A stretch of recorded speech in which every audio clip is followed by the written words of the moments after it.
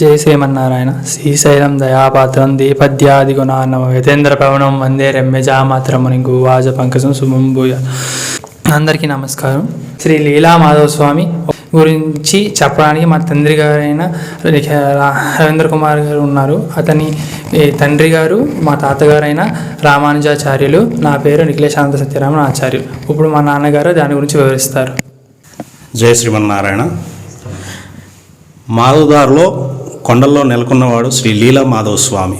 మాధవస్వామి వారు పంచమాధవుల్లో మాధవస్వామి వారు, ఈయన లీలా మాధవ స్వామి. ఈయనతో పాటు ఇంకా 4 మాధవస్వామి ఉన్నాడు. పంచద్వారకలు, అలానే పంచారామాలనే మాధవస్వామి కూడా పంచమాధవుల్లో ఈయన ఒకరు.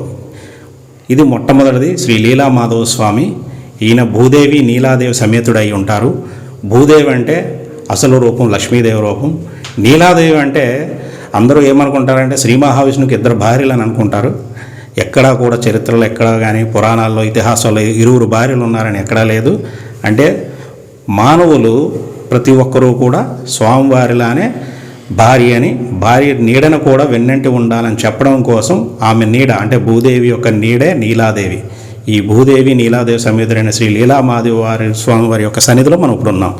ఇది మాధవస్వామి ఆలయం పురాతనమును సుమారు 3వ శతాబ్దంలో నిర్మించారని మా పూర్వీకులు మాకు తెలియజేశారు. 3వ శతాబ్దంలో చోళుల్లో 4వ రాజు అయినట్టు కులోత్తుంగ చోళగంగరాజు గారి దేవాలయాన్ని నిర్మించారని మా పూర్వీకులు తెలియజేస్తున్నారు. అదేవిధంగా ఏంటంటే స్వామివారి చిరుమందహాసుడు, అమ్మవార్లు మనం ఎటువైపు నిలబడి చూస్తూ ఉంటే ఆ అమ్మవార్లు మన వైపే తీక్షణంగా చూస్తున్నట్టుగా ఉంటారు.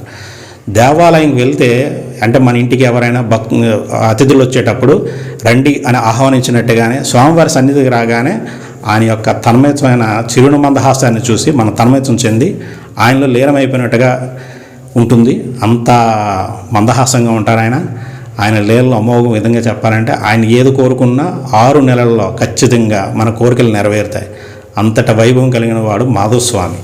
ఈ మాధవస్వామి వారు లీలా మాధవస్వామి. అలాగే ఒరిస్సాలో కృష్ణ మాధవుడు, చిత్తూరులో లక్ష్మీ మాధవుడు, కాశీలో బిందు మాధవుడు వారణాసిలో ఉన్నారు.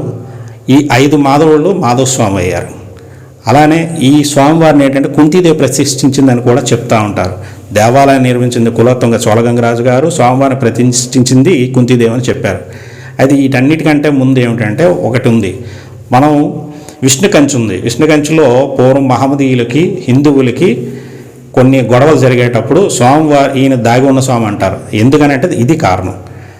అప్పుడు మహమ్మదీయులకి హిందువులకి గొడవలు జరిగేటప్పుడు స్వామివారిని తీసుకొచ్చి సింహాచలం సన్నిధిలో దాచారని, తదుపరి మళ్ళీ అక్కడికి మహమ్మదీయులు అటాక్ చేయడం వల్ల అక్కడే తీసుకొచ్చి స్వామివారిని ఇక్కడ సన్నిధిలో దాచారని, అందుకే ఇతను దాగి ఉన్న స్వామి అని అంటారు. ఆ విధంగానే ఇప్పుడు ఈ స్వామివారి సన్నిధిలో రంగమండపంలో స్వామివారికి ఒక గుహ కూడా ఉంది. ఈ గుహ ఎక్కడి వరకు వెళ్తుంది అనేది కూడా తెలియదు. బహుశా ఈ గుహలో నిండే స్వామివారిని తీసుకొచ్చారేమో అని అనుకుంటారు. పూర్వం కూడా అదే జరిగింది. కానీ కొంతమంది ఏంటంటే రత్నాలు మాణిక్యంలో అంటారు. ఏది నిజమో ఏదనేది ప్రస్తుతం అయితే మాకు తెలియదు, మా పూర్వీకులకు కూడా కొంతవరకే తెలుసు, కొంతమందికి తెలియదు. అయితే స్వామివారు ఏంటంటే మీకు ఏదైనా చెయ్యాలి అనుకుంటే ఖచ్చితంగా మీరు మొక్కక్కర్లేదు, ఏమీ చేయక్కర్లేదు. మీ బాధను చెబితే ఖచ్చితంగా స్వామివారు తీరుస్తారు. అంతేకాదు స్వామివారి 100 అనంతనామాలలో మొట్టమొదటి నామం మాధవనామం. ఆ మాధవనామాన్ని మీరు పలికిస్తే చాలు, ఖచ్చితంగా మృదుమధురంగా మీ కోరికను కూడా అదేవిధంగా నెరవేరుస్తారు స్వామివారు. ఈ స్వామివారికి ఏమిటంటే కొన్ని వేల ఆస్తులు ఉన్నాయి. 2700 ఎకరాలు ఉన్నాయి. 1700 సంవత్సరాల చరిత్ర ఉంది. ఈ చరిత్ర కలిగిన దేవాలయం కొంచెం శిథిలావతికి వస్తే 2012 సంవత్సరంలో దీన్ని పునర్నిర్మించడం జరిగింది. పెద్ద పెద్ద స్తంభాలు, చాలా చారిత్రకమైన దేవాలయము. కొన్ని పరిస్థితుల దృష్ట్యా మేమే చేసుకుంటున్నాము. నాది 26వ వారసుడుగా నేను 26వ వాడిని.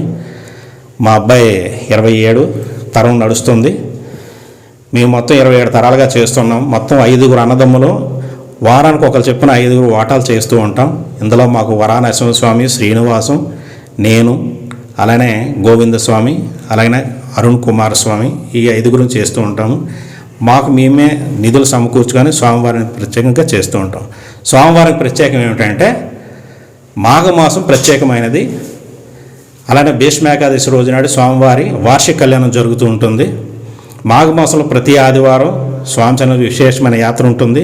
స్వామివారి ప్రత్యేకంగా మాఘమాసం, మార్గశిర మాసము, అలాగనే ధనుర్మాసము చాలా విశిష్టంగా జరుగుతూ ఉంటుంది. మాఘమాసంలో ప్రత్యేకము స్వామివారికి. అదే కాకుండా మాధవస్వామి సన్నిధిలో దారలు ప్రవహిస్తూ ఉంటాయి. అందువల్లనే మాధవుడు దార కలిసి మాధవ ధార అయింది. ఈ గ్రామానికి కూడా మాధవధార అనే పేరు రావడానికి కారణం కూడా అదే. ఈ మాధవ ధారతో పాటు పైన చంద్రమ్మ దార, దేవి దార, పుల్లడ దార, చీకు దార, అంట్ల దార, ఇలా 6 దారలు ఉన్నాయి. దీంతోపాటు సీతమ్మ దార 7వ దార ఉంది. ఇది అంతరించిపోయింది. మిగతా 6 దారులు నిరంతరం ఎప్పటికీ ప్రవహిస్తూనే ఉన్నాయి. ఈ యొక్క చెట్లకి ఆధారం కూడా ఈ యొక్క జలం మాత్రమే. ఇక్కడ ఎటువంటి ఇది ఉండదు. కాకపోతే కొంత సింహాచలం దేవస్థానం వారికి చిన్న చూపు చూడడం, పట్టించుకోకపోవడం వల్ల చాలా వరకు తోటలన్నీ పోయాయి హుద్హుద్ తుఫాను దగ్గర నుండి. స్వామివారిని మీరు వచ్చి ఏదైనా మీరు కోరికలు నెరవేర్చుకోండి. మాధవ స్వామివారి సన్నిధిలో ఇంతవరకు మేము 27 తరాలుగా చేస్తున్నాము. మాదంతా కూడా కళింగ వంశం నుండి ఉన్నాము. మేము వైష్ణవ మతం పుచ్చుకొని మేము ఈ సాంప్రదాయాన్ని కొనసాగిస్తున్నాం. కళింగులమైనా కూడా మాకు వైష్ణవ సాంప్రదాయం ప్రకారం ఏ ఆచారాలు చేయాలి అన్నీ ఉంటుంది. మాది ద్రవిడ ఆచారం ప్రకారం చేస్తాము. ఆగమశాస్త్రం ప్రకారం పాంచరాత్ర ఆగమశాస్త్రం ప్రకారం స్వామివారి యొక్క కైంకర్యాలన్నీ జరుగుతూ ఉంటాయి. స్వామివారిని మేము సేవించుకోవడమే మా భాగ్యం అని భావిస్తూ ఉన్నాము. ఇంతటి భాగ్యాన్ని కల్పించిన భగవంతుడికి మళ్ళీ ఈ స్వామి సన్నిధిలోనే మళ్ళీ మేము జనించి ఆ స్వామి సేవ చేసుకోనే భాగ్యం మళ్ళీ ఆ స్వామి మాకు కల్పించాలని కోరుకుంటున్నాము. ఇటువంటి స్వామిని దర్శించి మీరు ధన్యులయ్యి హిందూ ధర్మాన్ని కాపాడండి. ముఖ్యంగా చేయాల్సింది అది. ఎందుకంటే పురాతన దేవాలయాన్ని పునరుద్ధరిస్తూ వాటిని అభివృద్ధి పరచడమే ముఖ్య ఉద్దేశం. అంతేగాని కొత్త దేవాలయాలు నిర్మించడం కంటే పురాతన దేవాలయాన్ని అభివృద్ధి చేస్తే దానివల్ల వచ్చే ఫలితం విశేషమైనది, అనంతమైనది. దానివల్ల మీకు పొందే లాభం అనేది మీ భాషలో చెప్పాలంటే లాభమే. ఆశించి చేస్తాం కాబట్టి ఎవరైనా భగవంతుడికి అది మీకు అనంతంగానే ఉంటుంది, స్థిరంగా ఉంటుంది. కాబట్టి పునరుద్ధరణ చేయండి. పురాతన దేవాలయాలను మళ్ళీ అభివృద్ధి చేయండి. ఒక అర్చకుడుగా స్వామివారి సన్నిధిలో ఉంటూ స్వామివారి తరపున నేను మిమ్మల్ని ప్రార్థిస్తూ ఉన్నాను. ఇది ఒక్కటి చేయగలిస్తే మీరు దేవాలయాలను అభివృద్ధి చేసిన వాళ్ళు అయి ఉంటారు, హిందూ ధర్మాన్ని కాపాడతారు. అంతేగాని మీరు కొత్త దేవాలయాలను చేయకూడదని కాదు, చెయ్యండి. కానీ పురాతన దేవాలయాలను మనం సంరక్షించుకోవాలి. తల్లిదండ్రులు మర్చిపోతే ఎలాగో పిల్లల మీద మమకారం పెంచి ఇది ఇలానే ఉంటుంది. కాబట్టి కాస్త గ్రహించి తప్పుగా భావించకుండా స్వామి సేవని మీరు అనిదా భావించకుండా స్వామికి సేవ చేస్తూ స్వామిని దర్శించుకోండి. జయ శ్రీమన్నారాయణ. వనమాలి గదేశాంగే చక్రే చనందగే శ్రీమన్నారాయణ విష్ణు వాసుదేవ వృక్షదు. శ్రీ స్వామివారి మహోత్సవాలలో గిరి ప్రదక్షిణ ఒకటి.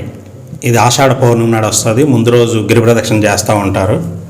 ఈ గిరి ప్రదక్షిణలో సింహాచల స్వామిని మొత్తం 32 కిలోమీటర్ల ప్రదక్షిణ చేయడం అనేది గిరి ప్రదక్షిణ అంటారు. ఈ గిరి ప్రదక్షిణలో చాలామంది భక్తులు చేసే చిన్న తప్పిదం ఏమిటంటే శ్రీ సింహాచల స్వామి వారికి మాధవ స్వామి వారు అన్నదమ్ములు వీళ్ళిద్దరూ. అందులో శ్రీ మాధవ స్వామి వారిని ఖచ్చితంగా దర్శనం చేసుకొని అప్పుడు శ్రీ వరాహ నరసింహస్వామి దర్శనం చేసుకుంటేనే మీ యొక్క గిరి ప్రదక్షిణ సంపూర్తి అవుతుంది. చాలామంది తెలియక శరీరానికి భారంగా భావిస్తూ కొండలు ఎక్కలేక స్వామివారిని దర్శించకుండానే మాధవ స్వామివారిని దర్శించకుండానే సింహాచల స్వామివారిని దర్శించుకుంటారు. ఇది చిన్న తప్పిదం. దానివల్ల మీకు వచ్చే ఫలితం చాలా తక్కువగా వస్తుంది. మీ యాత్ర పూర్తి కావాలంటే మీ యాత్రలో ఖచ్చితంగా మాధవ స్వామివారిని దర్శించి తదుపరి ఇక్కడ గంగలో స్నానమాచరించి అప్పుడు శ్రీ వరాహ స్వామివారిని దర్శించండి. అప్పుడే మీకు సంపూర్ణమైన ఫలితం లభిస్తుంది. అప్పుడే మీ గిరి ప్రదక్షిణ కూడా పూర్తవుతుంది.